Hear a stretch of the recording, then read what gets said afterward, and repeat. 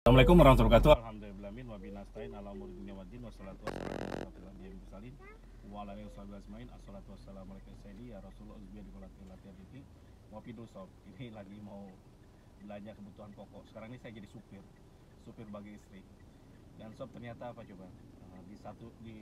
Ini pengalaman sob. Jadi bagi anda para istri, para perempuan yang punya suami, saya ketika jatuh atau ketika apapun yang termasuk kondisi sekarang, yang menguatkan itu sebenarnya yang mensupport itu istri. Jadi intinya dulu juga sama, ketika saya jatuh dia masih bisa komit dengan tenang terus ya, kita buat tenang, insya Allah hati ini akan tenang. Kalau saya waktu itu ya problem sebesar apapun, asal rumah tangga saya masih baik-baik aja, enak aja. Makanya di sini peran istri penting banget untuk supaya suaminya tetap optimis. Saya lebih bermasalah kalau saya tidak takut bermasalah dengan banyak orang. Dengan siapapun ada masalah pasti saya bisa selesaikan, masalah bisnis, masalah gimana ya. Tapi kalau dengan istri kita kadang harus mikir banyak hal gitu. Jadi kalau dengan istri kita beda ininya, kita harus bisa bantu selesaikan dengan baik-baik. Ini udah telepon kayaknya dari bank, biarin aja dulu, pusing terus. Jadi dengan istri itu ya itu tadi, ternyata istri kadang lebih kuat gitu, jangan ramaikan perempuan. Insya Allah kalau perempuan istri itu bisa menjaga suasana, insya Allah suasana hati, insya Allah kita bisa kerja terus. So belajar ya bangkrutnya saya, di samping istri yang harus kuat, dia harus bisa mensupport ya. Karena itulah peran istri butuh itu.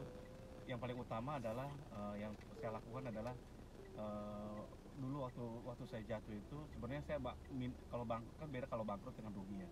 Kalau bangkrut tuh sampai aset kita dijual semua, kita masih minus. Bukan perusahaan yang dijual, seluruh aset pribadi kita, perusahaan semua dijual, kita masih utang gitu, masih minus gitu.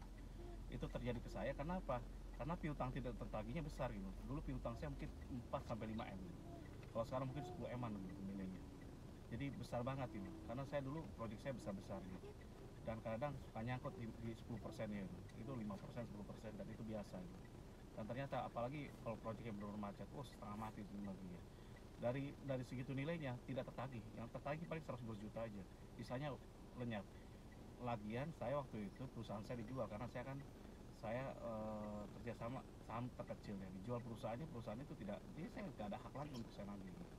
Perusahaan itu orang yang ngambil pun tidak berminat untuk ngurusi piutang gitu. Yang pelanggar saya dengan kewajiban dilepas ke saya semua gitu. Setengah mati itu melepasnya. Jadi menyelesaikannya, jadi saya sampai yang paling saya utamakan adalah menyelesaikan kewajiban saya dulu. Dulu saya kerjasama dengan PT, ada satu PT yang PT Berantas ya, buat ponton untuk di waduk gitu. Yang resmikan, ingat waktu itu zamannya Bu Megawati, bayangin loh, itu mau diresmikan saya bangkrut. Itu tidak punya bengkel lagi, nggak punya tempat kerja, bingung nggak coba saya, uang dari mana itu. Saya juga kena minus di perusahaan di kena denda itu. Karena saya waktu itu ngerjain proyek Rangka Baja, proyek waktu itu kerja tiba-tiba nggak ada tempat gitu, setengah mati nggak gitu. Yang akhirnya yang saya lakukan adalah saya selesaikan kontrak-kontrak yang membahayakan saya gitu. Contoh yang proyek tadi saya selesaikan, yang Rangka Baja, pabrik laundry ya, Rangka Baja dan atapnya itu saya selesaikan, dan alhamdulillah selesai, meskipun saya rugi mungkin kena denda dan rugi 5-10% gitu. Terus yang kedua proyeknya ponton itu kan saya nggak ada bengkelnya, bingung saya, harganya waktu itu nggak masuk lagi. Jadi ibaratnya kalau saya produksi secara normal itu waktu itu nilainya berapa ponton, satu ponton 500.000 atau berapa gitu, 500-600.000, padahal biaya produksinya hampir mendekati naik lebih daripada itu gitu. Gue bingung, stres saya. Tapi saya alhamdulillah ketika kita niat menyelesaikan masalah, insya Allah selesai masalahnya gitu. Jadi pas ponton itu waktu itu kan kalau itu diinjeksi ya, kan itu kan pelampung ya. Kalau itu diinjeksi berarti kan harus pakai injeksi, dan biaya injeksinya itu segala dengan equipment ya, dengan ininya itu minimal habis, belum ininya fiberglass di luarnya ya, fibernya kayak bola-bola gitu loh yang ngapung di ini. Itu aja pabrik ininya tuh mungkin habis 350-400, sedangkan nilai ini per piece cuma Rp500 gitu. ratusan biji gitu. Dan itu yang terjadi apa coba? Stres itu. Tapi alhamdulillah Allah memberikan pertolongan. Ternyata ya Boleh ya. Nah, ternyata saya dapetin jadi saya tidak injeksi, terus ini saya dapetin ini apa tuh eh, busa itu bukan busa ya apa ya itu tadi styrofoam itu udah terjadi.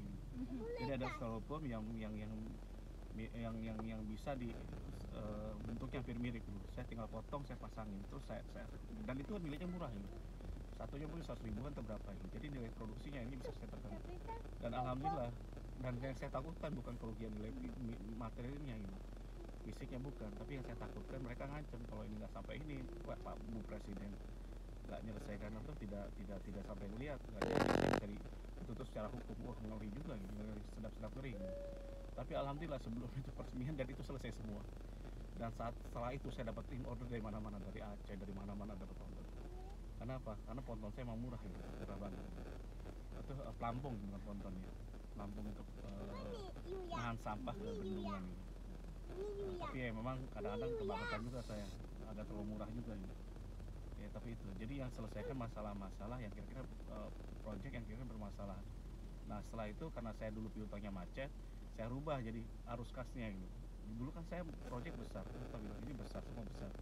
Terus saya rubah sistemnya, sistem saya rubah, saya jadikan yang itu saya jadikan pembelian itu, penjualan itu cash to cash gitu. Dulu saya DP itu 20% saya terima, kadang 10%, sekarang nggak mau saya 50%. Wah, konsumen pada ini semua, dari 100 konsumen mungkin cuma 5 yang mau. Terus staff saya, Pak gimana nggak bakal dapat ya, kamu usaha terus, gimana caranya ada konsumen yang punya proyek. Nggak mungkin kalau konsumen itu buat proyek nggak punya duit gitu. Kalau dia punya duit ya kan nggak masalah, yang penting waktunya tepat dan harganya bagus. Jadi prinsip saya adalah supaya dapetin cash, makanya cashnya harus positif adalah apa coba, kemana ya sekarang apa mas. Jadi supaya positif saya itu tadi harga bisa dinego, tapi term of payment saya nggak bisa nego.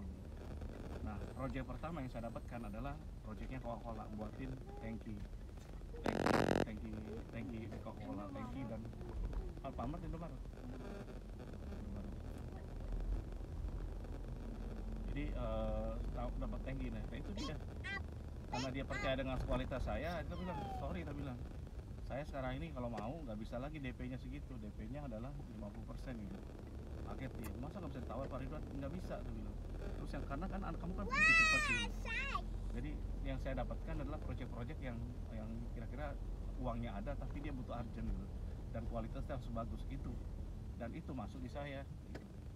Jadi DP 50% itu udah bisa beli barang, material, raw materialnya. Kalau di tangki kan besar itu ya, bahan-bahannya.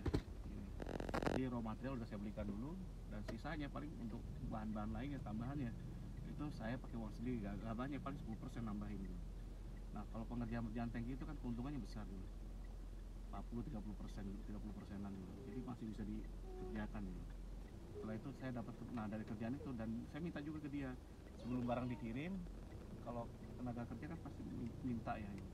Sebelum barang dikirim saya minta ada pembayaran juga gitu.